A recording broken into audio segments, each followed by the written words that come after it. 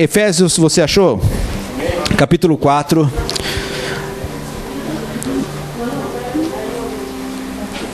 Efésios capítulo 4. Eu quero ler com você o versículo do 1 até o 6. Efésios 4, do versículo 1 até o 6. Portanto, como prisioneiro no Senhor, suplico-lhes que vivam de modo digno do chamado que receberam. Sejam sempre humildes e amáveis, tolerando pacientemente uns aos outros em amor. Façam todo o possível para se manterem unidos no Espírito, ligados pelo vínculo da paz. Pois há um só corpo, um só Espírito, assim como vocês foram chamados para uma só esperança. Há um só Senhor, uma só fé, um só batismo, um só Deus e Pai de tudo, o qual está sobre todos, em todos e vive por meio de todos. Amém? Você percebeu que nessa leitura, como que as palavras elas foram citadas por Paulo no plural? Ele fala para eles perseverarem, ele fala para eles entenderem que é necessário viverem unidos. Por que Paulo está instruindo isso? Porque ele entendeu que ser igreja é ser família. Amém? Ser igreja é ser família. Você faz parte da família de Cristo na terra. Aqui dentro, sabe, nós somos todos iguais, queridos. Deus ele não trata a gente pelo nosso status financeiro. Deus ele não trata a gente conforme a nossa inteligência, a nossa intelectualidade. O Senhor não trata a gente conforme a nossa cor de pele, o nosso tipo de cabelo. Para Deus, todos nós somos iguais. Para Deus, todos nós somos filhos. E nós também precisamos aprender a nos olhar desta maneira. Amém? Todos nós somos irmãos. Eu estou te pastoreando, mas eu sou o teu irmão. Os irmãos aqui estavam conduzindo a adoração para você ir juntos com eles, para nós ir junto com eles em adoração ao trono da graça. Mas eles são os nossos irmãos. Desde que o evangelho tem sido pregado na igreja primitiva, eles mostraram que deveria haver igualdade entre os irmãos. Deveria haver união entre os irmãos. Amém? Então nós fazemos parte da família de Cristo. Paulo ele fala: há um só corpo, uma só fé, um só batismo, um só Deus e Pai de tudo, o qual está sobre todos. Então o Deus que nós servimos, ele tem a mesma bondade para mim e para você também. Ele tem o mesmo amor para mim e para você também. Ele trata nós da mesma maneira. É claro que, por causa das nossas escolhas, às vezes nós colhemos consequências diferentes uma das outras. Se você viver em um estilo de vida de rebeldia, desobediência a Deus, vai ser muito difícil a sua vida fluir debaixo da bênção de Deus. Olhe para o seu relacionamento com Deus como você se relaciona com seu filho. Se o seu filho for um menino ou uma menina, sabe, muito desobediente, que te dá trabalho, que não ouve você falar, que quando você fala vai, ele não vai, quando você fala fica, ele vai, faz tudo ao contrário do que você faz. Como que você trataria essa criança? Você vai tentar educar ela, certo? Mas ela não vai receber mimos todos os dias, porque ela precisa entender que ela está fazendo algo que é errado. Assim Deus ele também trata conosco. Aí a gente olha aquilo que Deus ele está fazendo em nosso meio e a gente pensa que Deus ele está tratando nós com acepção, e na verdade não é. Deus ele trata a gente conforme nós respondemos ao amor dele em obediência ou em desobediência. Amém? Mas a vontade de Deus para nós, ela é perfeita, é boa e agradável. Glórias a Deus. A unidade cristã, a unidade da família de Cristo, ela é diferente de uniformidade, certo? Ser unido é uma coisa, ser uniforme é outra coisa. Eu digo, irmãos, sabe, com propriedade, porque eu vivi um cristianismo durante muitos anos, em que eu pensava que todo homem de Deus teria que ser igual a pessoa que era referência, né? No caso da igreja local, eu estava pastoreando, então eu pensava, não, todo mundo tem que pensar do jeito que eu penso, todos têm que vestir da maneira que eu visto, todos têm que andar da maneira que eu ando, sabe? Isto é uniformidade, e Deus, ele não age em uniformidade, ele age em unidade. Nós devemos ser unidos, mas nós não precisamos ser uniformes, porque senão Deus teria feito todo mundo igual, um ao outro. E é tão lindo, sabe, a beleza de Deus na criação, em ter feito tudo diferente. Imagine você, certo? Você gosta de picanha? Só levanta sua mão aí, se você gosta de uma picanha. Agora imagine você fazer uma lasanha e ela ter gosto de picanha. Imagine você pegar uma maçã, morder e ela ter gosto de picanha. Eu acho que você não ia gostar tanto de picanha quanto você gosta hoje. Então, você vê que os sabores, quando Deus criou cada coisa, Ele criou de uma maneira diferente, irmãos. Sabe, isso é uma dádiva, é um presente de Deus. E quando Ele criou você, Ele também criou diferente. O mundo hoje tem mais de 7 bilhões de pessoas, e ninguém tem uma digital igual à sua. Isso é só Deus que pode fazer. Então, nós precisamos ser unidos, mas nós temos que entender que nós não somos uniforme.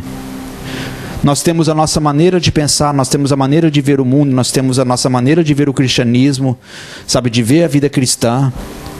E por isso que a gente tem que sempre olhar para a palavra, porque a palavra é aquilo que vai ditar o nosso norte, certo? Como é a vida cristã correta para se viver? É aquilo que a Luana fala? É aquilo que o Éder fala, que o João fala, que o Tom fala? É aquilo que qualquer pessoa fala? Não. A vida correta cristã para se viver é a vida que a Bíblia mostra, como a igreja primitiva vivia, como Paulo, ele instruía a igreja. Esta é a maneira correta de viver o cristianismo. Aí quando eu utilizo dessa ferramenta, sabe, essencial para o cristianismo, que é a Bíblia, para te ensinar, então a vida cristã que eu estou te falando é a correta, porque eu estou apenas repassando aquilo que está escrito, te informando, te instruindo aquilo que nós aprendemos do Senhor, né? Nós só somos um canal, sabe, igual uma mangueira, que o importante não é aquilo que essa casca de plástico, de PVC, mas o importante é a água que está fluindo dentro dela. Nós só somos canais, mas o importante é a palavra de Deus. Então, a vida cristã, ela pode ser vivida em unidade, mas não necessariamente implica que ela seja vivida em uniformidade. Então aprenda a respeitar, queridos. Sabe, tem pessoas que gostam de cantar com as mãos levantadas. Tem pessoas que na hora de orar, sabe, ela se sente melhor, ela se sente, sabe, que ela está se quebrantando mais se ela ajoelhar. Então eu não posso, se eu gosto de orar de pé, eu não posso desprezar o que ora ajoelhado. Se eu gosto de adorar com as mãos no coração, sabe, parece que eu estou sentindo Deus no meu coração, eu não posso falar que aqueles que estão levantando as mãos está adorando de uma maneira equivocada, de uma maneira errada. Nós somos uma igreja unida, mas não somos uma igreja uniforme. Amém? A igreja de Cristo na terra não é uma igreja uniforme. Ela é uma igreja que vive em unidade. E como que a gente vai aprender a viver a unidade? É através dessa diversidade linda que há no corpo de Cristo. Eu quero que você segure esse texto aí de Efésios capítulo 4, ele vai ser a base, nós vamos voltar para ele durante a mensagem toda, mas eu quero ler também com você algumas outras passagens. Ainda que no capítulo 4, eu quero que você olhe para o versículo 11. Versículo 11 e o versículo 12. E ele designou alguns para apóstolos, outros para profetas, outros para evangelistas, outros para pastores e mestres. E eles são responsáveis por preparar o povo santo para realizar a sua obra e edificar o corpo de Cristo. Amém? Aqui está falando que Deus foi quem preparou alguns para apóstolos, pastores, profetas, mestres e evangelistas. E cada um deles tem a sua peculiaridade, cada um deles tem a sua maneira de conduzir, de ensinar. Irmãos, quando você vai se aconselhar com um profeta, né, a gente já vai tremendo, parece que o cara está tirando um raio-x da nossa alma, porque você sabe que ele é boca de Deus na terra. Quando você vai conversar com uma pessoa que é evangelista, né, que nem o irmão René que está ensinando a gente, toda a conversa dele, ele vai de uma maneira assim, até inconsciente, mas é porque já está nele esse chamado para evangelizar, e ele começa a derramar essa paixão por almas nos corações daqueles que ele está conversando. É natural. Quando você começa a conversar com os pastores, você pode falar de qualquer coisa, mas no fundo eu quero saber como você está. Eu quero saber se você está bem. A gente conversa sobre política, sobre futebol, sobre trabalho, qualquer coisa. Mas em toda a conversa eu estou olhando para você e pensando, como que está esse cara espiritualmente? Como que ela está? O que ela está precisando? Qual que é a área que ela está mais tendo luta? Para entrar em oração e em instrução pela sua vida. Quando você conversa com o mestre, você começa um bate-papo e ele vai pegar e fala assim, então, sabe, você já viu aquele texto tal? Aí o cara te leva um texto que você não gosta nem de ler, porque você não entende. Aí ele começa a te falar, palavra por palavra, o significado, qual era o sentido daquele texto, e você começa a aprender coisas assim que você não aprende com qualquer pessoa. Irmãos, essa variedade que há no corpo de Cristo foi o próprio Deus que colocou. Aqui está falando que o Senhor foi quem fez isso, e no versículo 12 diz, para preparar o povo santo para realizar a sua obra e edificar o corpo de Cristo. Então, você está aqui, você pode estar sentado aí, queridos, sabe, me olhando, mas em muitos momentos a sua vida tem sido motivação para mim continuar a caminhada.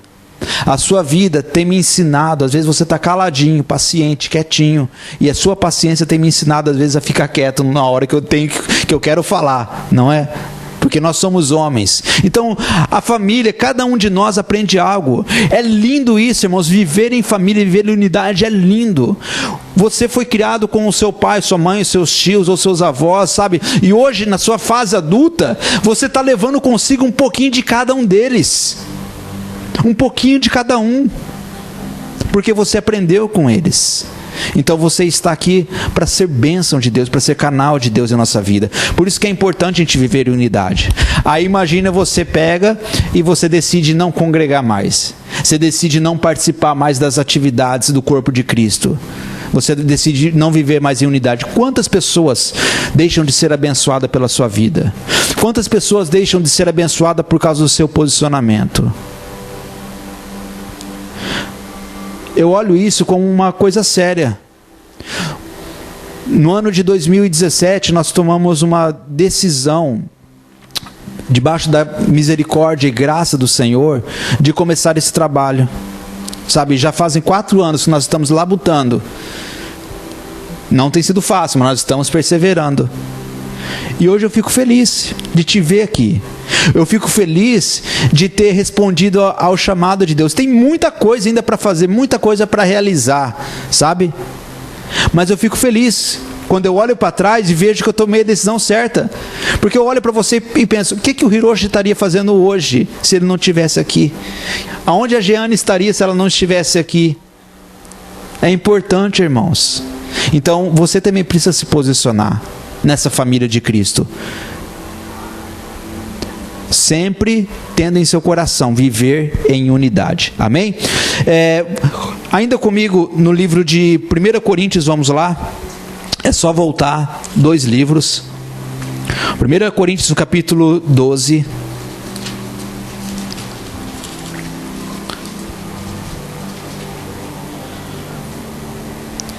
e o versículo 28.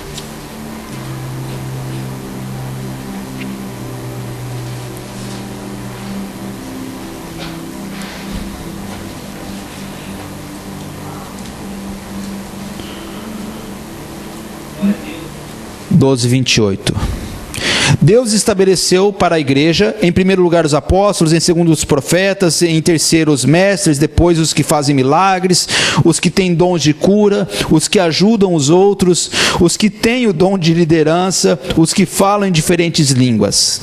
Você vê novamente que Deus, Ele colocou cada um no seu devido lugar.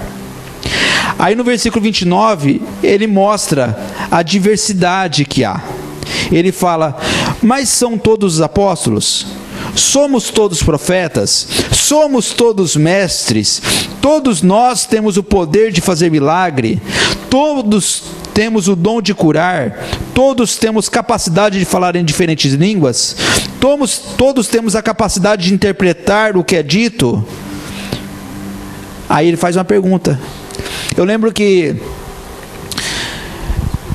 em 2001, quando nós conhecemos a Cristo, 2001 e 2002, como eu já tinha comentado com os irmãos, eu fui uma pessoa assim que eu perguntava demais, sabe, para as pessoas que estavam nos instruindo. Eu não tinha Google naquela época, eu não tinha acesso à internet. E então eu colava na liderança, nos pastores, no líder de célula e começava a perguntar para eles. E já queimava em meu peito um chamado para pastorear vidas, para cuidar de pessoas. Isso aí parece que quando o Senhor nos permitiu conhecer a Ele, essa paixão, sabe, em cuidar, em amar as pessoas, parece que começou a ser embutida dentro do meu coração, e eu começava a conversar com o pastor. E sempre buscando assim instrução para ver como que ele pastoreava e tal. E ele via que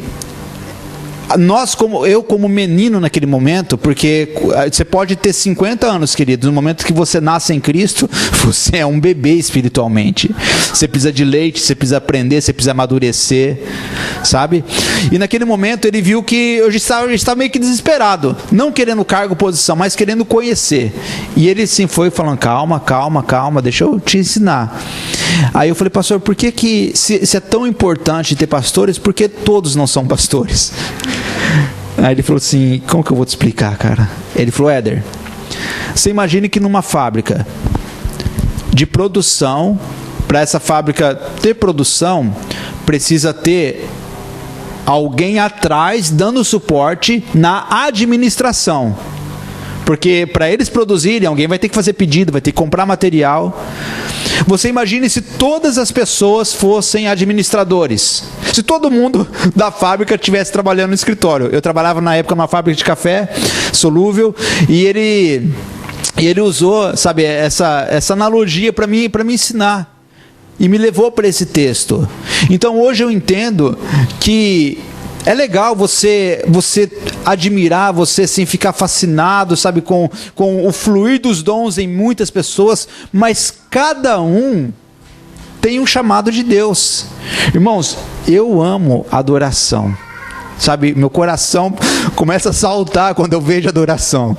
E na minha vontade, eu gostaria muito de fazer parte desses irmãos que conduzem a adoração. Mas eu já percebi que quando nós adoramos ao Senhor, o Senhor recebe.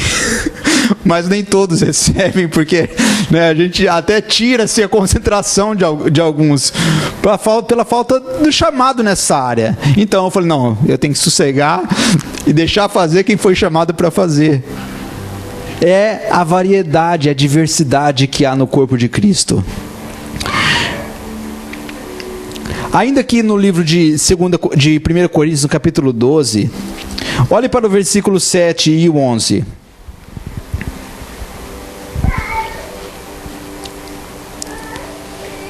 ao 11. A cada um de nós é concedida a manifestação do Espírito para o benefício de todos. A um, o Espírito dá a capacidade de oferecer conselhos sábios.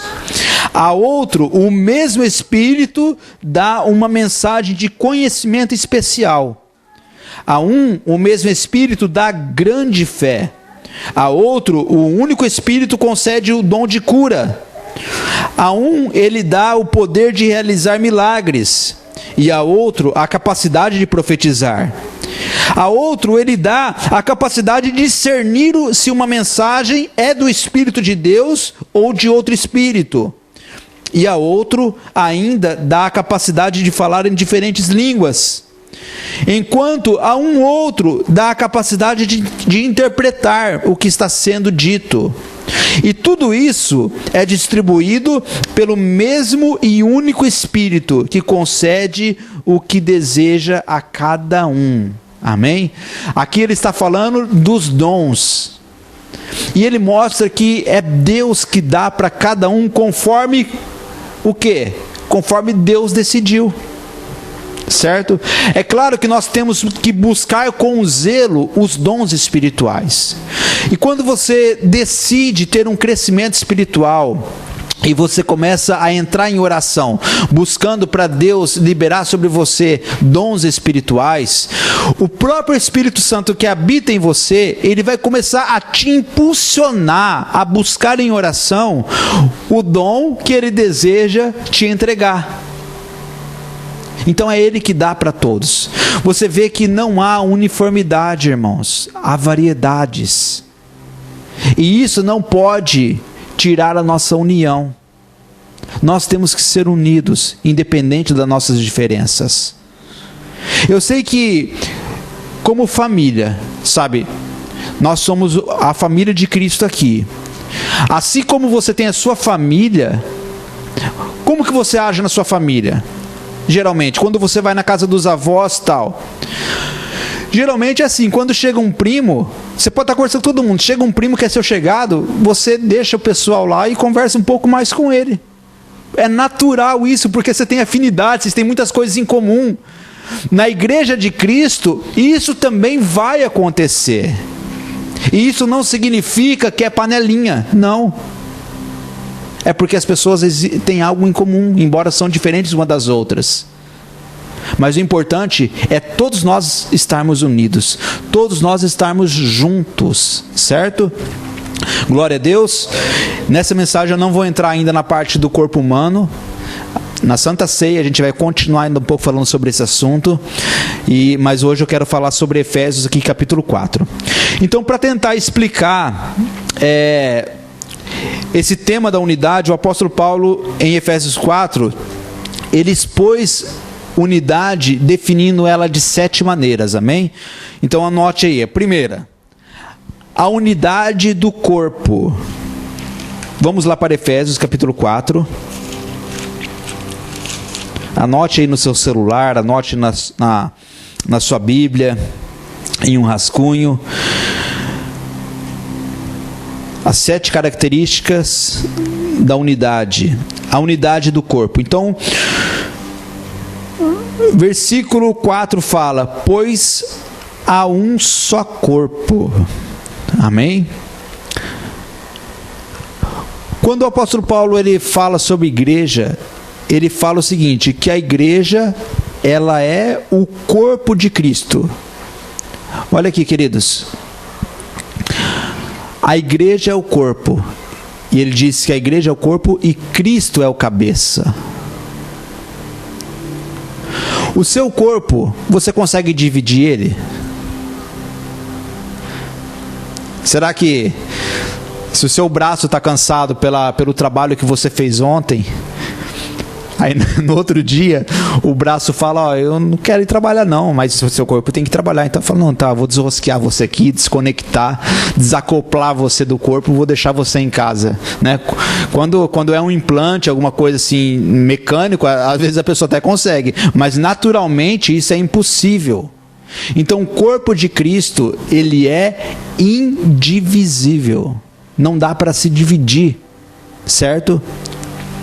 Mas não dá para se dividir, só que se uma parte não estiver funcionando, toda a outra sofre. Você já teve a oportunidade de ter machucado uma das pernas, o pé quebrado, engessado, alguma coisa? Cara, como que você faz quando você está com a perna engessada inteira? Como que você anda? Todo o peso dela vai para a outra perna. o seu corpo todo sofre. Aí a gente olha a igreja e fala, a igreja está faltando muita coisa. Querido, está faltando muita coisa, talvez porque você não está fazendo a sua parte. Porque a gente fica olhando todo mundo e a gente pensa, não, fulano tem que fazer, ciclano tem que fazer, mas e você? E eu? Certo? Eu tenho a incumbência de te ensinar. Aí imagine você se hoje eu não tivesse me posicionado. Acabava o louvor, você ficava aí sentado 40 minutos olhando para esse altar com essa cruz, esperando alguém vir e dar a bênção apostólica, porque o pastor não se posicionou. Então existem muitas coisas que precisam ser feitas, porque o corpo ele é indivisível. Você precisa estar ativo. Amém?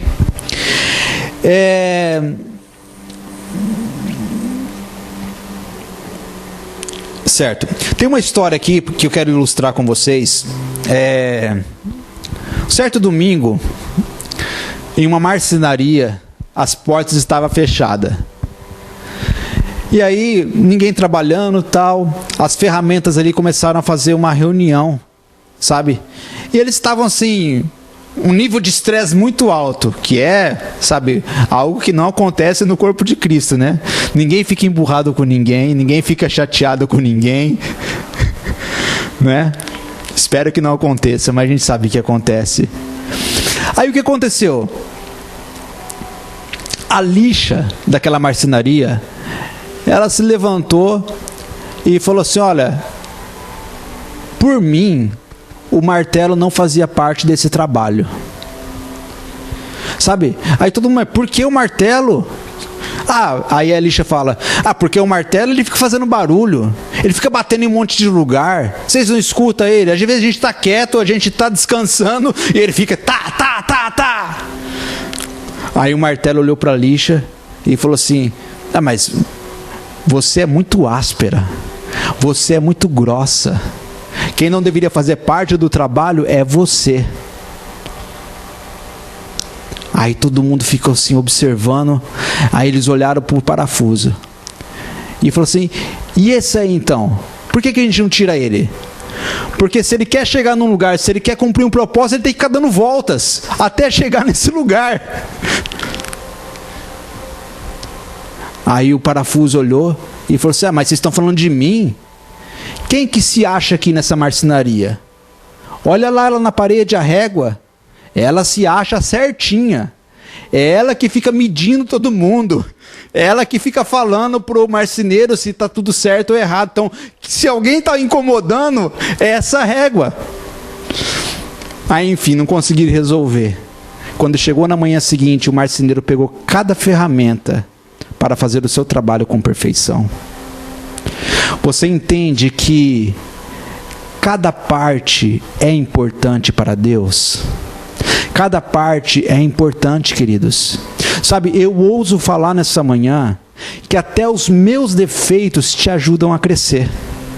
Até os seus defeitos me ajudam a crescer. Nós temos pouco mais de 14 anos de pastoreio. E a gente já sentou em muitas mesas para conversar. A gente já visitou muitos lares. A gente já ouviu muitas histórias. Nós erramos muito também. E tudo isso nos ajudou a obter bagagem para hoje poder te servir melhor. Para hoje poder ser bênção em sua vida. Então, os meus defeitos que eu ainda tenho, ainda pode te ajudar a melhorar. Como que você vai crescer em amor e paciência pelo próximo, se não houver ninguém que tire a sua paciência? Se não houver ninguém que te desafia a você odiar ele, que tenta te tirar do sério, como você crescerá? É impossível. É por isso que Deus permite que toda essa diversidade, cheia de dons, talentos e defeitos e dificuldades, estejam em um só ambiente, porque a gente vai trabalhando junto e se afiando, e a gente vai se suportando e crescendo. Então, a unidade, ela é um corpo, ela é indivisível, certo? Nós não podemos se isolar. Nós não podemos nos esconder, porque senão nós não seremos unidos. Segundo, ainda aqui no versículo 4, em um só Espírito. Então, unidade de Espírito, certo? Você percebe que quando Jesus ele estava aqui, ele estava fazendo a vontade do Pai pelo poder do Espírito. Ele manifestava a vontade, o amor do Pai pelo poder do Espírito. Só em algumas exceções, Jesus ele falava do Espírito Santo. Em algumas exceções. Na verdade, ele começou a falar mais sobre o Espírito Santo quando ele começou então a se despedir dos seus discípulos. Ele começou a falar para eles: olha, está chegando a hora e eu vou voltar para onde eu vim. Eu vou voltar lá para onde eu vim. Eu vou morrer, eu vou ser crucificado. E a tristeza pelo sentimento de perda começou a encher o coração deles. Aí então Jesus ele começa a dar ênfase na pessoa do Espírito Santo. Mas desde quando Jesus ele começou a fazer a obra de Deus na terra, ele atuava pelo poder do Espírito Santo. Até em uma situação onde ele começou a expulsar alguns demônios, e os religiosos daquele tempo ficaram-se muito irritados, porque Jesus estava fazendo obras maravilhosas, que estava chamando a atenção do povo, e eles começaram a acusar a Jesus, falando: você expulsa demônios por Beelzebu. E Jesus falou: não, eu expulso demônios pelo Espírito de Deus. Então, a Trindade, ela sempre andou em unidade. A Trindade, ela sempre andou em unidade. E o corpo de Cristo, nós também precisamos andar em unidade. A palavra Trindade, tri, significa três. Não é que é três Deus. Não é três Deus. É um só Deus. Na pessoa do Pai, Filho e Espírito Santo. Mas eles são um só, eles estão entrelaçados. Então, três. Idade vem da palavra unidade. Então, três que estão sempre juntos, certo? Nós precisamos estar juntos em espírito. Terceiro ponto, unidade de propósito.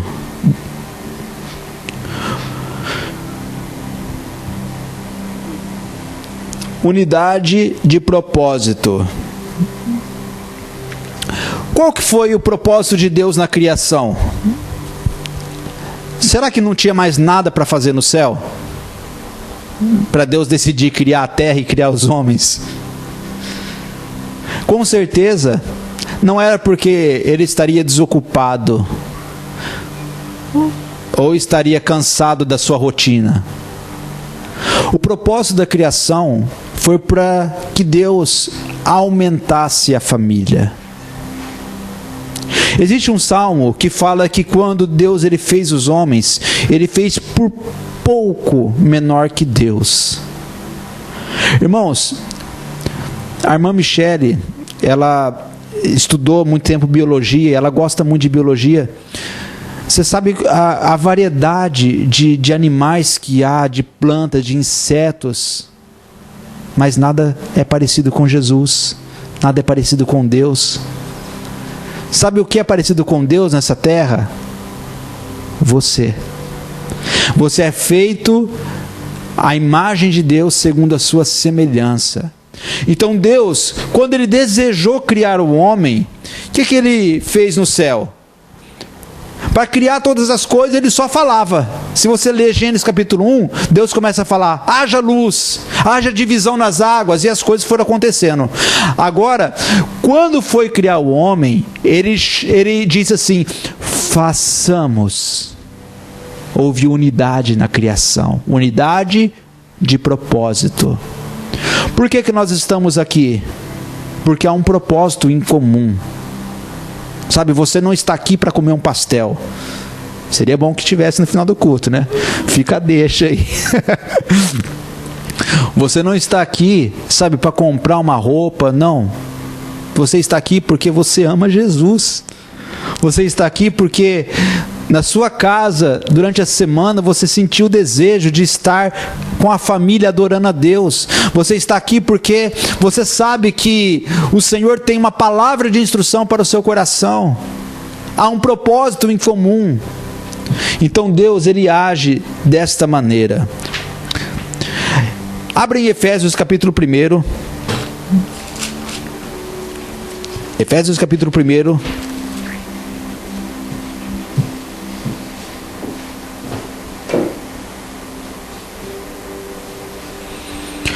No versículo 18.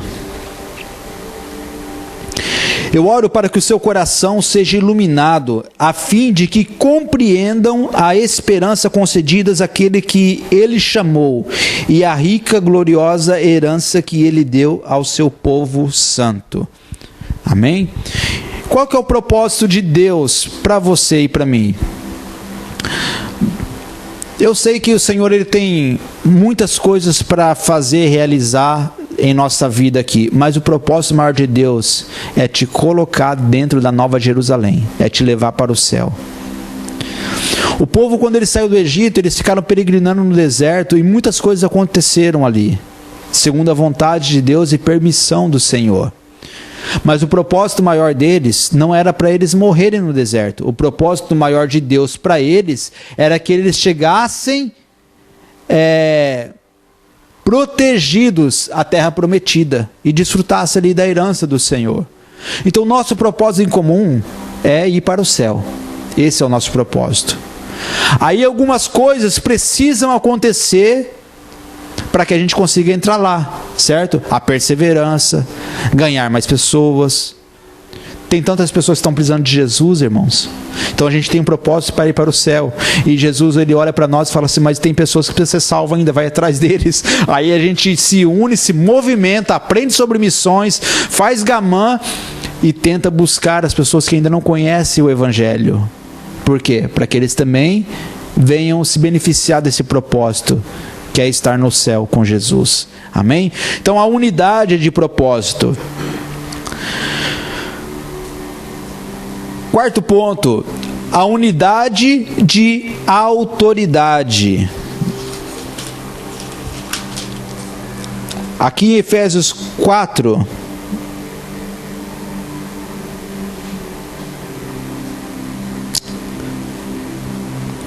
fala que há um só Senhor. Algumas pessoas, talvez apenas por força de expressão, mas toda vez que eu ouço essa palavra, sabe, eu já assim, jogo ela para cima, falo, Deus, é seu. Algumas pessoas falam assim, vamos lá na igreja do pastor Éder. Eu falo, não. Às vezes eu não falo, porque eu não quero chatear, eu sei que a pessoa está falando por apenas força de expressão, mas eu entendo que nada que acontece aqui pertence a mim. Irmãos, homem nenhum é dono de igreja alguma. Nós somos apenas mordomos. Estamos responsáveis para cuidar de pessoas e para administrar algumas áreas na igreja. Mas tudo pertence a Deus, porque a Bíblia fala que há um único Senhor. E Ele sendo o Senhor, não tem espaço para outros senhores. Ele sendo o Senhor, não tem espaço para outros reinarem junto com Ele. Nós não precisamos reinar entre nós. Nós somos chamados para estabelecer o reino de Deus na terra, certo? Na terra você é colocado por Deus como sacerdote e rei, o que representa um reino, que representa um Senhor. Mas entre nós, somos todos iguais, somos todos servos. A lição mais linda que Jesus ele mostrou como servo foi quando ele, em uma casa com as portas fechadas ali, ele estava com seus 12 discípulos. E antes deles tomarem uma refeição, ele pegou uma bacia, colocou água nela e pegou uma toalha e começou a lavar os pés dos seus discípulos. Gente, naquele tempo não tinha calçado fechado, naquele tempo não tinha rua pavimentada, a poeira era grande ali, sabe? Imagine os pés daqueles homens. E você sabe quem que fazia essa função nas casas daqueles que tinham posse para pagar os seus servos? Era o servo mais simples, o servo do mais baixo ali, da mais baixa escala. Era ele que lavava os pés de todo mundo que chegava na casa. Jesus, ele era o maior, ele era o mestre, ele era o Senhor soberano, e os discípulos sabiam disso. Mas ele mesmo assim, ele pegou a toalha, ele colocou em seus ombros, se ajoelhou, pegou o pé dos discípulos, colocou dentro da bacia de cada um e começou a lavar, mostrando que ele tinha autoridade, mas ele também exercia humildade. A autoridade é diferente de soberba. Tem pessoas que não têm autoridade, mas estão esbanjando soberba, achando que é o rei da cocada preta. Não, irmãos, o único rei aqui é Jesus, e todos nós somos servos. E quando a gente entende esse conceito de que há um só Senhor, sabe, todo o conceito de liderança, ela passa por uma reviravolta. A gente vive com muitas pessoas. Eu lembro que algumas vezes, enquanto eu estava pastoreando, acabava um culto assim de celebração, e tinha assim uma confraternização, alguma coisa. Aí alguns irmãos faziam um prato, e eles faziam com muito amor, sabe? Faziam um prato assim, mas bem servido, quando ninguém tinha pegado ainda, e levava para mim. E eu ficava muito incomodado com aquilo, sabe? Eu sei que a gente precisa aprender também a permitir ser honrado, porque Deus é quem honra, Deus é quem coloca as pessoas. Mas há um risco muito grande quando você confunde honra com bajulação. E eu sempre pensei, eu preciso, sabe, deixar eles comerem a melhor parte. Eu preciso deixar eles ficarem felizes e servir. Então, irmãos, começou algumas tentativas, e eu colocava o prato de lado, ou então pegava o meu prato e passava para outra pessoa, e ia servindo a galera junto com os irmãos, sabe? E quando eu via que estava todo mundo comendo, aí eu falava, agora eu posso comer. Isso é uma dádiva, Fábio. Isso é uma dádiva, cara, que você tem. A gente vê que você tem prazer em preparar algo, e enquanto a última pessoa não pegou um prato, você também não pega. E é uma dádiva, sabe? É Deus embutir no seu coração esse amor de servir as pessoas. Irmãos, é maravilhoso viver em unidade como família.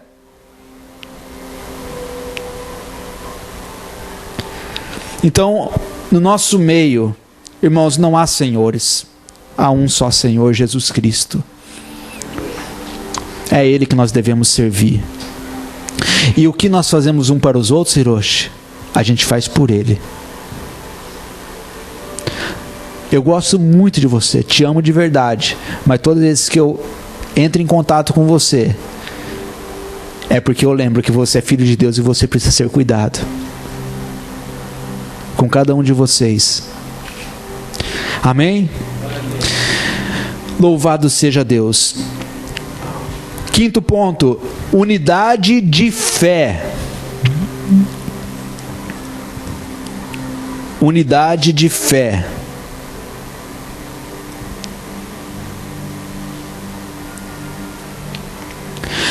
Nós, como igreja, a gente só consegue obedecer a Cristo porque nós precisamos crer, certo? Porque nós cremos nele.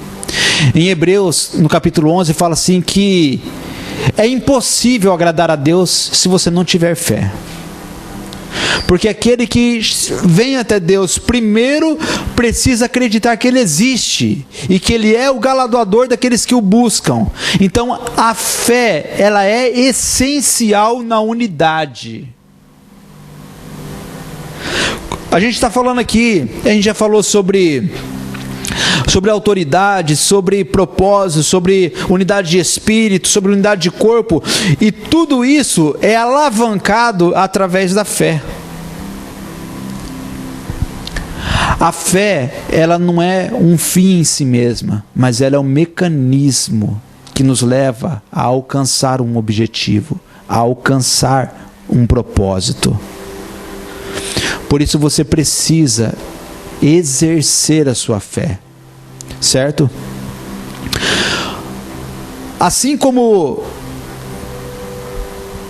o nosso corpo ele é semelhante, às vezes eu olho para aquele garoto ali, sabe? E eu me acho tão pequeno do lado dele, ou tão roliço. Mas eu olho para ele e falo, cara, eu tenho que deixar de ser preguiçoso. Porque o mesmo músculo que ele tem, eu também tenho, viu? Só que eu não trabalhei.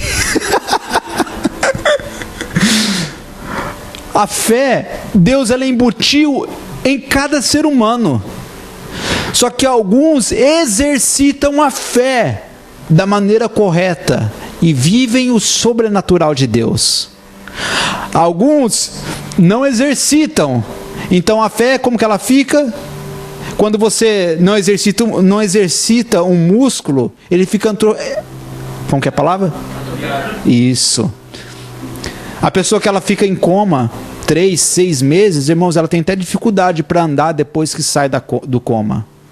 Porque o corpo dela ficou parado. Então tem muitas pessoas que não estão crescendo em Deus porque estão com preguiça. Assim como nós sentimos preguiça de malhar, algumas pessoas não têm muito desejo de exercer a fé.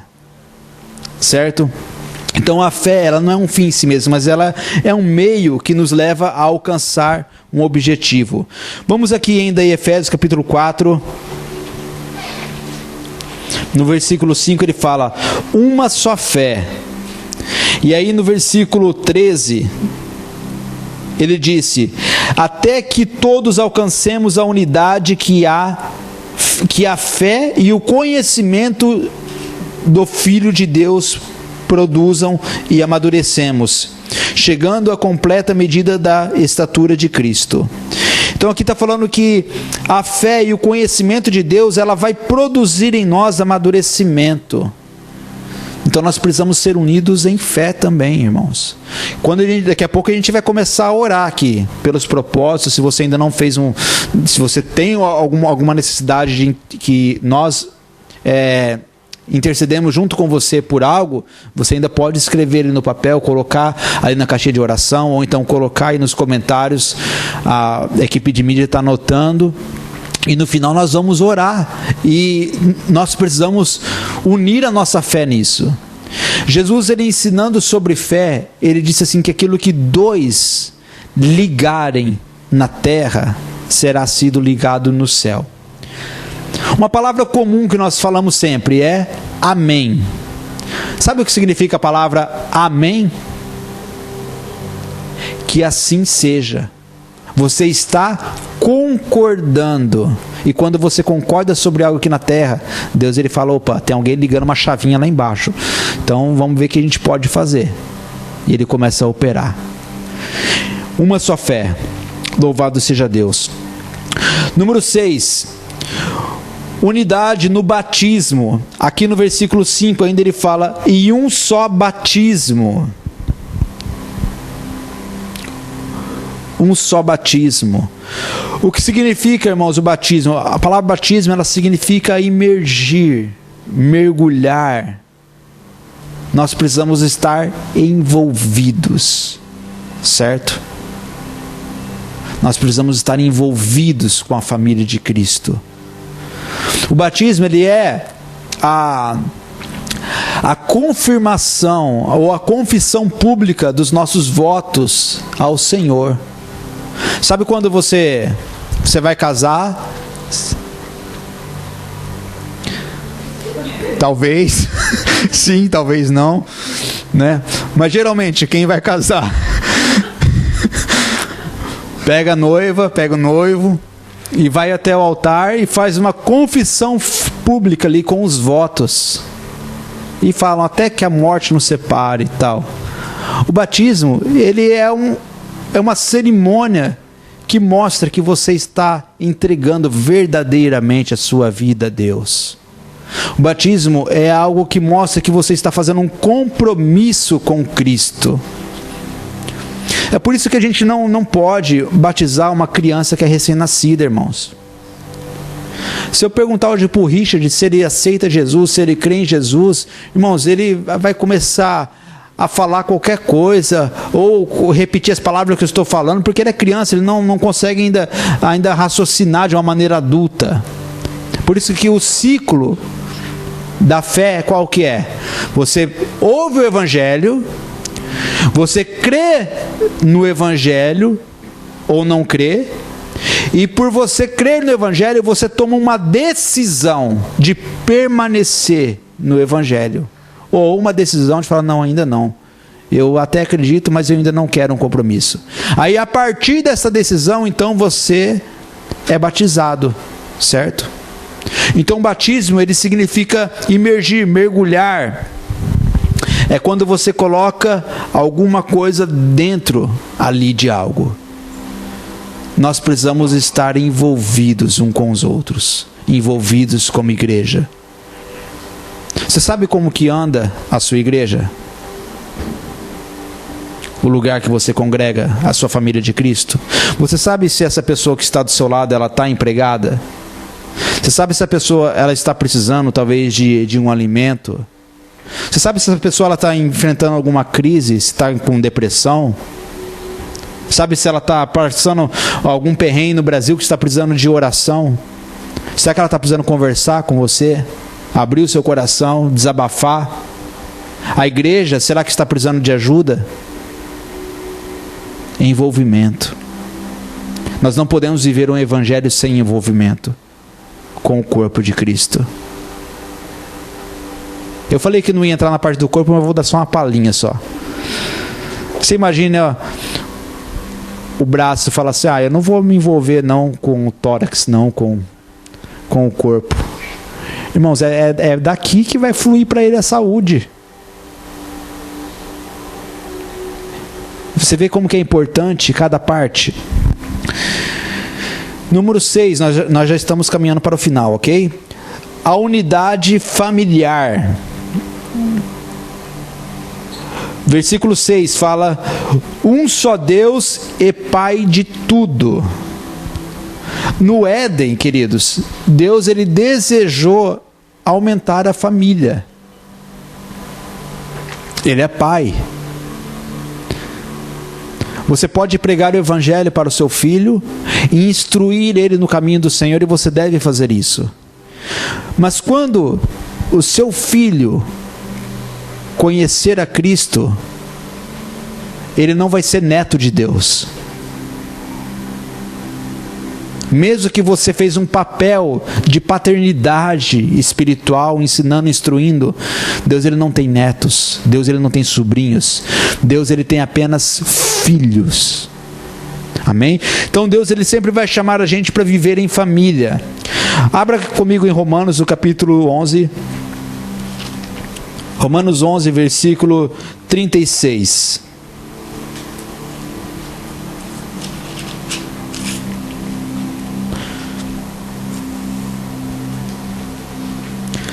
Pois todas as coisas vêm dele, existem por meio dele e são para ele. A ele seja toda a glória para sempre. Amém. Então Deus ele está acima de todos, como Pai. E ele não faz acepção de filhos. Não faz, queridos. Sabe, eu quero te dizer, irmãos, sabe, com muito temor e responsabilidade, o amor de Deus por mim, por você, é igual, é idêntico.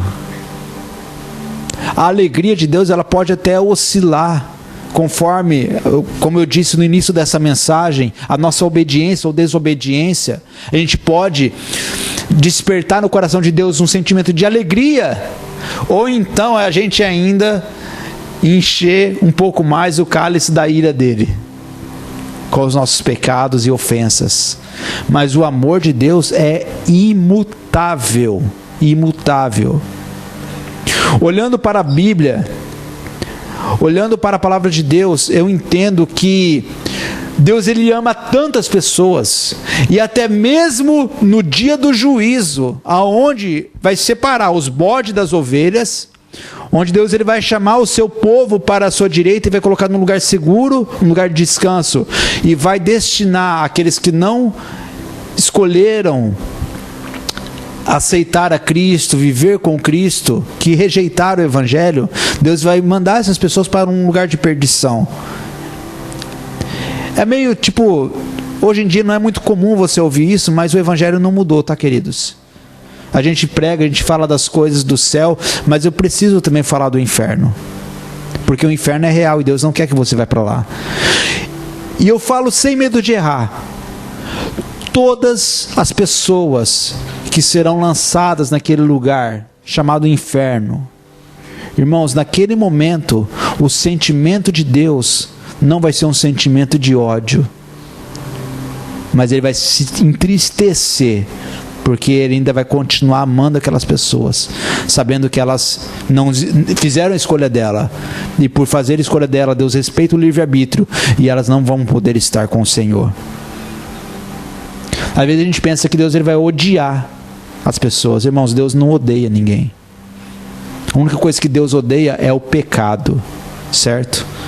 Porque ele sabe que isso separa você dele, mas ele não odeia mais ninguém, ele não odeia ninguém. Louvado seja Deus. Você vê que Adão, quando ele vivia no paraíso, ele vivia em unidade com Deus. Todos os dias o Senhor o visitava. A Bíblia fala que na viração do dia. Então, Deus deixava o homem lá no paraíso para desfrutar, e no final do dia passava lá. Sabe quando você tinha oportunidade, hoje eu mesmo não tenho mais, de sair do serviço e falar, vou lá na casa da minha mãe tomar um café.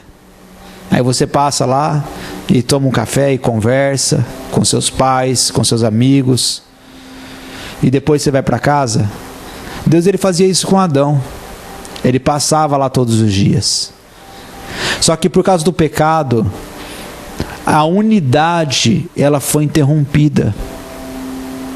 Porque Deus, ele não pode se fazer pecador para ter comunhão com os pecadores. Certo? Tem duas coisas que não combinam: a santidade e o pecado. Deus, ele não pode se misturar com o pecado. Isso é verdade. Ele não pode deixar de ser tão santo e ser um pouco pecador para ter comunhão comigo e com você. O que Deus, ele fez então? Por isso que em Romanos fala que assim como por um só homem entrou o pecado no mundo e o pecado reinou, assim por um só homem entrou a salvação. Então Jesus, ele veio, e já que Deus não podia se tornar um pecador para ter comunhão com o homem, Jesus, ele pegou o homem pecador e santificou esse homem através do seu sangue. E hoje, através de Jesus, em santidade, nós podemos ter comunhão com Cristo. É maravilhoso isso, queridos. É um milagre. Simplesmente para poder viver novamente em família. Amém? O grupo de louvor pode subir, se vocês tiverem uma canção. Aleluias. Se levante, queridos.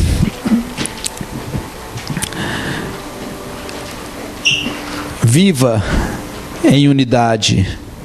Vamos viver em unidade, mesmo entendendo que nós não somos uniformes. Amém?